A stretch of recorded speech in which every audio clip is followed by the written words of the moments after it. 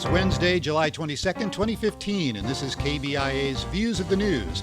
Our weekly roundtable on media behaviors comes to you from the Futures Lab studio at the Reynolds Journalism Institute. I'm Mike McKean, sitting in for Amy Simons, and joining me are the Missouri School of Journalism's undergraduate dean Lynda Kraxberger and KOMU TV's managing editor Jamie Gray. On our agenda this week, Donald Trump makes light of John McCain's time as a Vietnam POW. Many are pointing fingers at the news media for slighting serious Republican presidential candidates in favor of wall-to-wall coverage of the real estate mogul. Those small drones you can buy for a few $100s can make great news-gathering tools. They can also endanger the lives of emergency workers. Just ask the professionals battling California's wildfires. Gawker, the news site that specializes in celebrity scandal, runs a story about a married man trying to hire a male escort, then pulls the piece after widespread condemnation. Two editors who approved the story have resigned in protest. Were journalists too quick to blame sexism for the forced resignation of Reddit CEO Ellen Pao? And what do we make of Harper Lee's new novel, Go Set a Watchman? First on our list, the Donald. Is he a serious presidential contender or a cartoonish distraction promoted all too willingly by news organizations chasing ratings and page views? The latest outrage came this weekend at an Iowa candidate forum put on by a group of Christian conservatives. Trump complained about former nominee and Arizona Senator John McCain, who said Trump was stirring up crazies in the party with his comments about Mexican immigrants being drug dealers and rapists. The forum's moderator, Frank Luntz, interjected, saying McCain was a war hero. Trump disagreed. He's not a war hero. He's a war hero. He's a war hero. 5.5 years. He's a war hero because he was captured. I like people that weren't captured, okay? I hate to tell you. Do you agree with that? He's a war hero because he was captured. McCain, as you'll recall, was tortured and imprisoned for more than 5 years after his fighter jet was shot down over Hanoi. Several of the other GOP presidential hopefuls and many party leaders lashed out at Trump for trashing McCain. Some called for Trump to drop out. McCain told MSNBC's Mika Brzezinski that he didn't think Trump owed him an apology. But I think he may owe an apology to the families of those who have sacrificed in conflict and those who have undergone the prison experience in serving their country. The other Republicans running for president haven't been shy in calling for Trump to apologize or even drop out of the race. Some in the media, including the Wall Street Journal and the Des Moines Register, have done likewise in their editorial pages. Well, let's talk about this a little bit, Lynda. I'm wondering if the Trump-McCain story is hurting Trump any more than his comments on Mexican immigrants. I mean, at least one magazine put it this way, Trump is toast, but I'm not quite sure that evidence is bearing that out just yet. No, I think right now evidence is bearing out that any publicity is good publicity, and Trump is really king of the entertainment soundbite. He's made quite a fortune for himself in entertainment, and I think the real public don't believe that he's going to last the full campaign, but right now he's a big distraction. And unfortunately, I think even this show kind of plays along with that. We're not talking about the other candidates. We're talking about Trump. Yeah, and Jamie, we have at least one big conservative media celebrity, Rush Limbaugh, who's out there. He's not a fan of McCain, of course. He's defending Trump, and Trump's doing well in the polls. Last one that came out shows him actually slightly ahead of the other Republican candidates. So it doesn't seem that this coverage is hurting him yet. No, it doesn't. And when you look at, I think, the charts that have come out showing the coverage of Trump compared to the other candidates, I mean, it's just so vastly more. But it's these sound bites like the one that we just played that is what is driving the news media, particularly in television, to grab onto what he's saying and air it. Yeah, I wonder if we really could avoid covering the Donald, or is there any other way we could be covering him more responsibly, given the fact that he is making news? I'm not sure that we can resist the temptation of just playing the sound bites and then having people respond to that, because he is talking about things that touch on real issues. The responsible way to do it is kind of the boring way to cover it, and I'm not sure that the American public would actually pay attention if we covered it more responsibly. Well, and I think there's a difficulty, too, in the way that we cover campaigns is that we want to give fair time, equal time to every single candidate. When you have a field that is as wide and as broad as there is in the Republican Party right now, it makes it difficult to do such. And so I think that there are news outlets that are grabbing onto some sort of story angle, and this one happens to be perhaps the juiciest right now. I thought it was kind of interesting, the Huffington Post, which, leans left and, of course, doesn't like Trump anyway, decided, at least for a while, to move their coverage of Trump in protest over to their entertainment section. Well, I mean, that's kind of cute, but, there are other people who are saying that we really shouldn't take him lightly, that we ought to try to shine a light on what he actually believes in, or at least says he believes in. So what do you think of the HuffPost and their little... Sure. I mean, I thought that was interesting when they put it out. I mean, it was certainly a statement that became a news story in itself when Huffington Post decided to do that. Then, of course, Donald Trump responded to that, and it became yet another storyline that was a Donald Trump storyline. And I don't know that it effectively did what they were trying to do in pushing the coverage somewhere else. It just created more coverage. Lynda, Jamie was mentioning a little while ago these charts. There were two political scientists who wrote a piece in the Washington Post. It's on our links blog, and looks to me like their research is pretty convincing. You see these two charts and they show the amount of coverage of Trump compared to the other candidates, and then you see the poll numbers, and they pretty much track in line. The more news coverage Trump gets, the higher his poll numbers. Right. Well, and I again, this, the more PR about someone, the more their name is in the news, the more people are looking into them. And for all of the negative publicity that Trump has received, he also speaks to a population in the U.S. who don't like immigrants, and a population in the U.S. who might think that the U.S. is soft in its foreign policy. And so he is speaking to some real issues, but in a very out there kind of way, a way that is, I think, is irresponsible.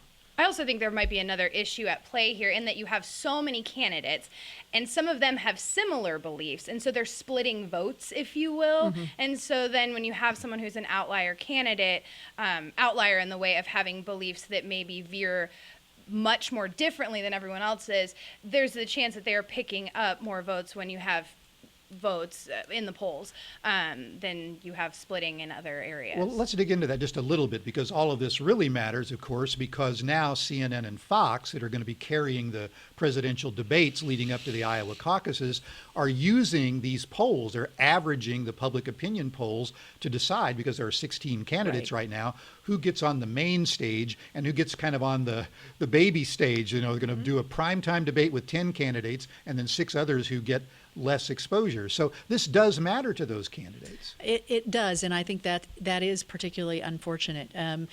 Regardless of whether or not Trump had said anything at all, his name recognition compared with other candidates, I think, is so great that he would have done well in that particular arena, no matter what. That was inevitable. But I mean, Jamie, somebody has to set some kind of rules or parameters for these debates. I just wonder, though, if news organizations should be using public opinion polls to decide who gets on the stage and who doesn't. I think that's a tricky thing, and I've dealt with this at local news stations where I've worked when we'll do a gubernatorial debate. Who are we going to have when you have so many candidates that perhaps have filed to run? Where I've worked in the past, it's been how much campaign funding have candidates raised so far, and putting those type of criteria. But we didn't have access to the type of public opinion polls that the national news media does. That being said, is there a better way to measure? I don't know. No matter what you do, you somehow have to quantitatively make that decision. You can't have a 16-candidate debate. It just won't work. So meanwhile, you have some of the candidates with lower numbers thinking the only way I'm going to get any coverage is to talk about Donald Trump. So we just feed the fire. That's the way they're trying to get attention. Well, we all know by now about the terrible drought in California, and you may have seen video of the latest wildfires, including one over the weekend that jumped a freeway north of Los Angeles and destroyed a bunch of cars there. Well, what you may not know is that amateur videographers have been sending up drones to capture some of those images. And some of those drone pilots are trying to sell their video to TV stations. Firefighters don't really like that. So what you're seeing now, if you're watching our show online or on air, is a couple of examples. Here's a bit of video of drones flying over a ridge line, and you can see some very dramatic pictures of smoke coming up from a big forest fire. You're also going to see some pictures here in just a second of a plane that's flying over and dropping some chemical fire retardant on the flames there. Well, those were all shot by the same drone pilot, and they're very dramatic shots, of course. The only problem is that those drones are endangering firefighters, or at least that's the claim. They could crash into a plane. They could get sucked into the engine of a plane. Back on July 12th, firefighters actually grounded their tankers over a fire in San Bernardino County for about 10 minutes until the drones got out of the way. Officials have even taken to running public service announcements on TV in California, trying to warn viewers about the safety hazard. So let's talk about that. I mean, clearly the fires are newsworthy, Jamie. The public wants to see video. We would normally in the olden days, and still, send up news helicopters to get this kind of footage.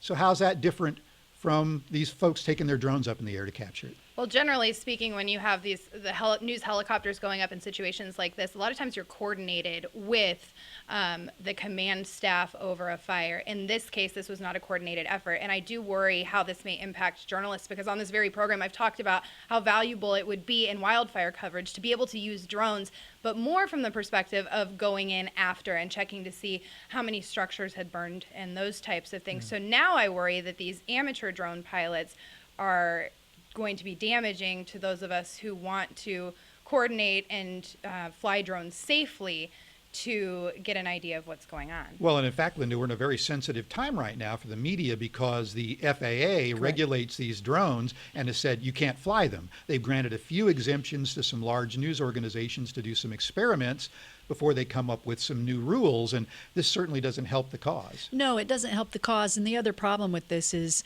it presents an ethical dilemma for journalists and journalism organizations. Much like when paparazzi surround celebrities, we have a problem. When we have amateurs flying drones, then a news organization has to make a determination. Are we going to purchase that video? Are we going to, if we didn't shoot it ourselves, are we still culpable for any activity that might occur or any problems that occur because that video has been shot? And I think, you know, some journalism organizations need to draw some hard lines about when and what kind of video they will accept and won't accept, and under what conditions.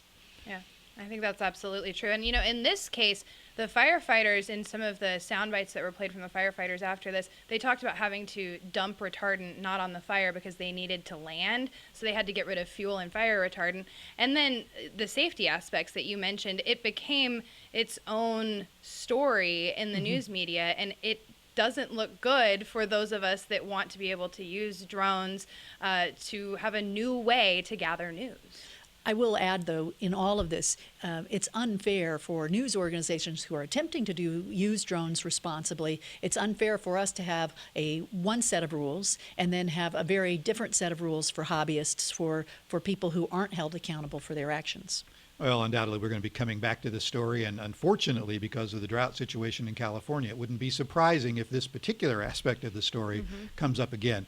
Well, Gawker Media, as some folks know, is best known for its salacious coverage of the private lives of celebrities. Last Thursday night, Gawker ran a story about a New York Magazine executive, married with 3 kids, who allegedly solicited sex from a male prostitute. It so happens that that executive is also related to a former member of President Obama's cabinet. Apparently, the sex worker took the story to Gawker himself when the executive refused to help him with an unrelated business dispute. Well, the reaction has been immediate and almost entirely negative. Nick Denton, who is the CEO and founder of Gawker, decided to pull down the story after consulting some of his board members. The 2 top editors who approved publication of the piece resigned in protest.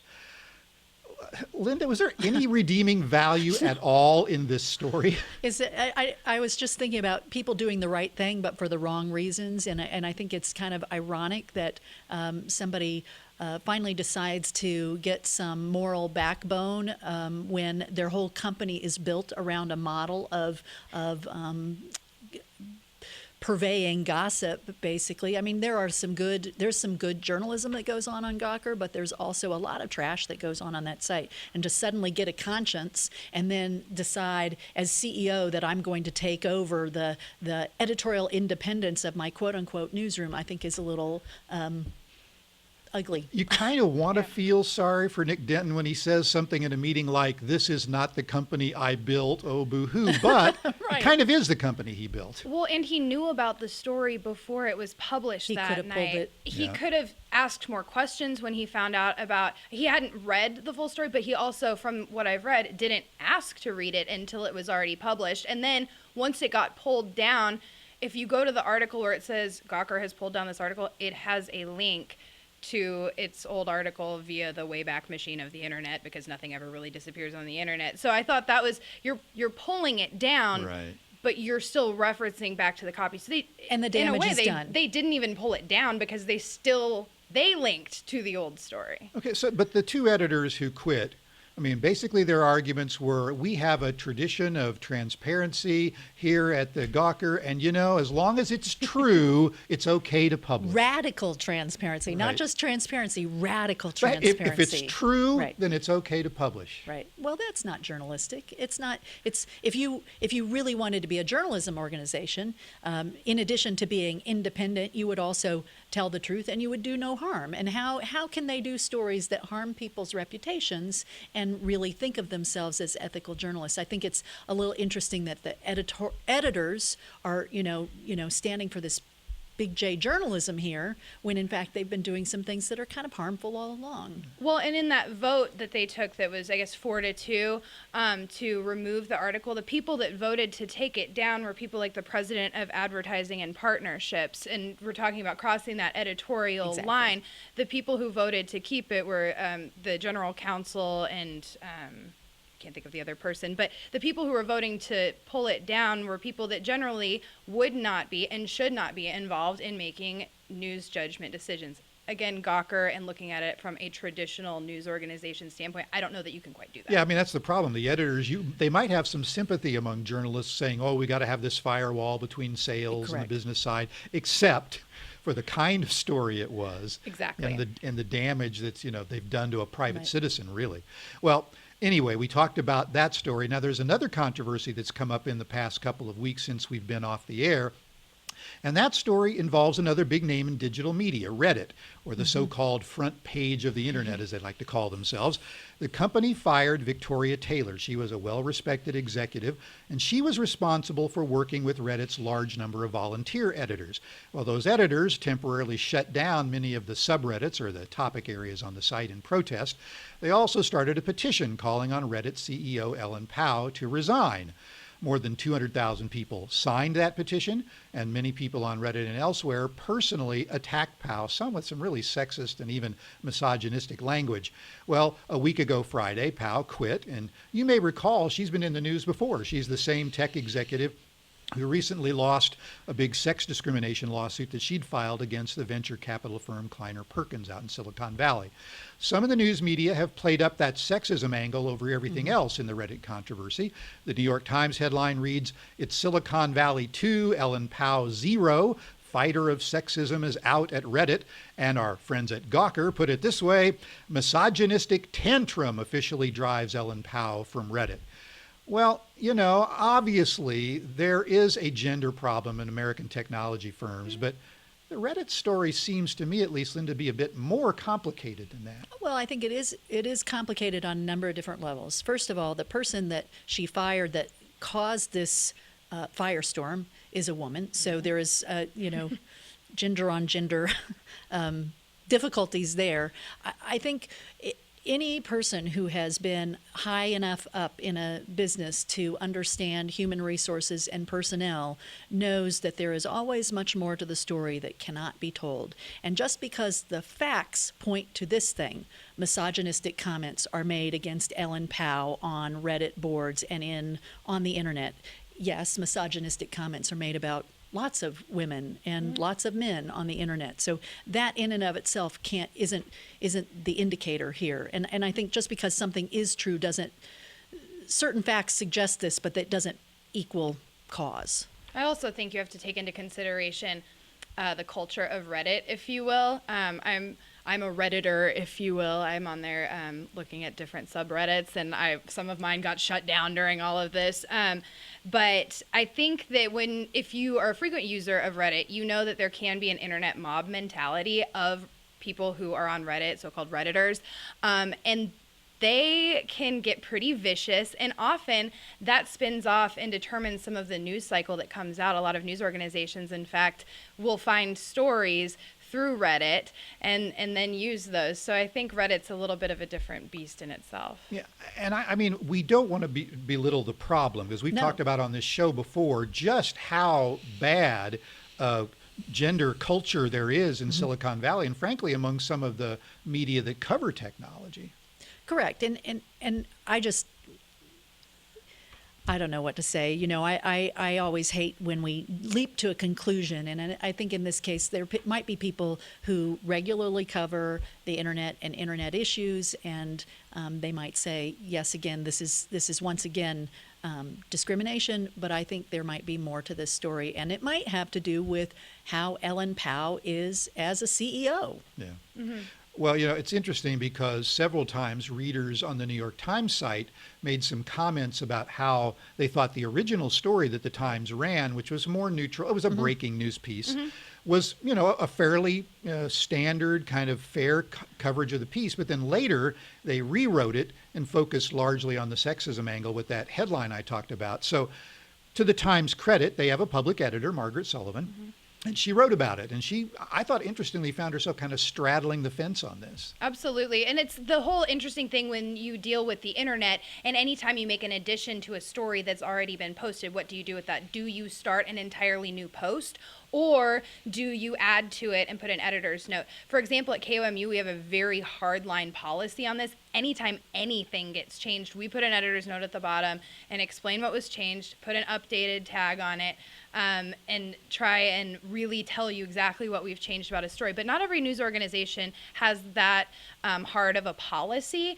And then there's the whole issue of trying to look at, well, if readers are trying to keep up with this story, are they going to go back to the original story to try and keep up with it, or are they going to go through and try and find that second post? And it's all this kind of new wave of media and trying to figure out how can we update stories and be responsible and transparent about it. I think it's also interesting that we're having this debate now about the difference between the word analysis and the word opinion, because it's, you know, the Times editors in their defense are saying people come to our paper instead of the commoditized news sources they could go to because they want our perspective, they want our journalist take.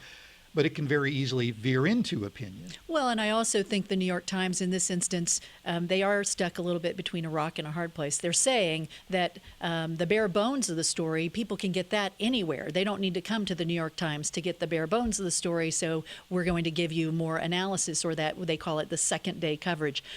I also think, though, some of that second day coverage, some of that analysis is the very criticism of the New York Times that has many people turning to different kinds of media. I think that was the inception of Fox News, was because people felt that the New York Times was putting too much of its opinion, too much analysis. And so there is a belief that the liberal bias of the New York Times gets in the way of it reporting factually on some stories. Well, whatever the bias is, don't you think that a lot of reporters now actually, because they're writing online and they're being talking about audience engagement and all these things and differentiating their product, that they feel kind of liberated to inject their own personal perspective into those stories? I just think that there's a difference. I mean, in some ways you have to, as a journalist, you can't just string together facts and that be your story. You have to understand the context under which things are happening. You have to provide that context, and that shouldn't be your personal opinion, but you do have to offer a little bit of context, and sometimes that can start to feel like opinion because of the way that you're framing a story. And I think that's the biggest challenge of being a professional journalist now. Right. Well, speaking of commenting, we'd like to take a few moments here at the end of the show to comment on Harper Lee's new novel, Go Set a Watchman. It's described as the sequel to her epic work To Kill a Mockingbird, one of the most influential and best-loved works of the last century. But, you know, Lee actually appears to have written Watchmen first, from what we can gather. It occurs many years later when Scout was now living in New York. She comes back to Alabama, to her hometown, to visit her father. Atticus Finch, who we all know as the hero of To Kill a Mockingbird, he tried to free a black man falsely accused of raping a white woman. Well, now, in the new book, he's a Klan-sympathizing apologist for the Jim Crow South, and it's left a lot of people, readers, critics, social commentators wondering, what do we make of this book? So I'm curious, and I haven't read it. I don't know if either of you've had a chance to read it yet. It's just been out. But what's your take on what we've read about the book so far? Well, my take is I'm not surprised that this is selling and selling and selling. It has been a staple of high school English classes for decades. I think Harper Lee's writing, or how much of this she wrote as a prequel before she wrote To Kill a Mockingbird, is evidence of the world that she lived in at the time, and I think they'll probably go together in history as an important pair of works. I think people's outrage has to do with the belovedness, if you will, of Atticus Finch as a noble character, and now people are having to rethink, well, was Atticus a noble character? And I think it provokes really good conversation in our society today. I also think that one of the issues is, did Harper Lee intend for this to be released? And Ever? for me, I wondered, from a moral standpoint, do I want to read something? Is it akin to reading someone's diary that they had put away? And did she really want this book to be released? And so from that standpoint, I thought, do I want to read something if it wasn't intended to be released? Of course, there's a lot of controversy with that, with her attorney speaking, and I don't know, and I don't know that we will ever know, did she intend for it? I actually do plan to read it, but I want to reread To Kill a Mockingbird first, so if the Columbia Public Library could scoop me up on that. I also think that there's a sort of a flip side to that question about what she intended, because whatever she intended, it's clear that she wrote at least parts of Watchmen before To Kill a Mockingbird came out, and her editors basically convinced her to take an entirely different direction. And it makes you wonder to what extent the editors, as opposed to the author, were responsible for the sanitized or heroic or whatever version you want to say of the book. One thing I would just make a plug for, Vox Media. This is an organization that I know has been talked about on this program before, but if you don't have time to read every single review and article of it, Vox Media is a great resource to go to when you want to get the Reader's Digest condensed version of each point and why this part is particularly contentious, or this part it's a great summary of all of the issues involved in this particular Harper Lee battle. And it's kind of hard to see a hero disrobed, but in some ways, Atticus Finch is probably a more realistic portrayal of the struggles over race in the United States than this sort of mythologized version we get from the book. Sure, and I think, a lot of it is when you read a book, you envision a character a certain way. It's the same thing when you go and see a movie and the character is totally different than you thought that they might be, or something like that. And so I think that if you want to read it and see Atticus as two different people, and these as two separate works, I think that's fine, but I do think it is interesting that it's coming out now, and that, with all of the questions surrounding it, but I think it will be interesting. I'm looking forward to reading it. I think there's going to be a big discussion because it's already sold more than 1 million copies, despite what critics may say about it. Well, that's all our time for this week. Thanks for listening and watching. You can find links to our stories on kbia.org. You just click on Views of the News under the Programs menu. You can also follow us on Twitter at Views on KBIA, and on Facebook at Views of the News. You can also download our weekly podcast on iTunes if you'd like to listen to it that way. Thanks to Lynda and Jamie for sitting in this week, and thanks to our director, RJI's Travis McMillan, and our audio engineer, KBIA's Pat Akers. I'm Mike McKean. Please join us again next Wednesday for another edition of KBIA's Views of the News.